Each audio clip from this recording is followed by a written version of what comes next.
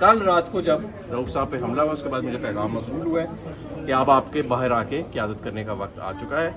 इसलिए अब मैं आज खैर मैं रऊफ हसन साहब से मिलने आया हूँ आज, क्योंकि ज़ाहिर है अगर इस मौके पे भी मैं ना हूँ उसके बाद मैं पेशावर जाके अपनी इंटरिम बेल्स लूँगा, वक्त लूँगा, पंजाब की कोर्ट्स में पेश होऊंगा और आगे अल्लाह मालिक है। ये जो जबर का और ये जो जुल्म का मौसम है अब हम इसके आगे किसी सूरत भी झुकने वाले नहीं। कब से साहब का कल रात को रऊफ हसन साहब के हमले के बाद खान साहब का पैगाम मुझे मौसूल हुआ। उससे पहले तक खान साहब का यही पैगाम था कि तुमने महफूज रहना है क्योंकि तुम पर तशद्दुद होगा। कल रात को जब रऊफ साहब पे हमला हुआ उसके बाद मुझे पैगाम मौसूल हुआ है कि अब आपके बाहर आके क़यादत करने का वक्त आ चुका है। इसलिए अब मैं आज खैर मैं रऊफ हसन साहब से मिलने आया हूँ आज, क्योंकि ज़ाहिर है अगर इस मौके पे भी मैं ना हूँ उसके बाद मैं पेशावर जाके अपनी इंटरिम बेल्स लूँगा, वक्त लूँगा, पंजाब की कोर्ट्स में पेश होऊंगा और आगे अल्लाह मालिक है। जी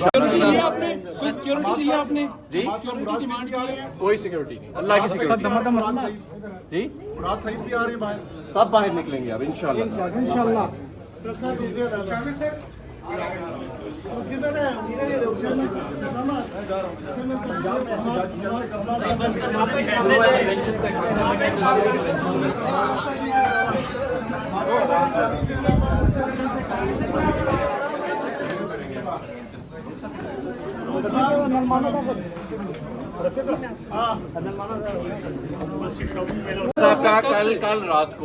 कल रात को रऊफ हसन साहब के हमले के बाद खान साहब का पैगाम मुझे मौसूल हुआ। उससे पहले तक खान साहब का यही पैगाम था कि तुमने महफूज रहना है क्योंकि तुम पर तशद्दुद होगा।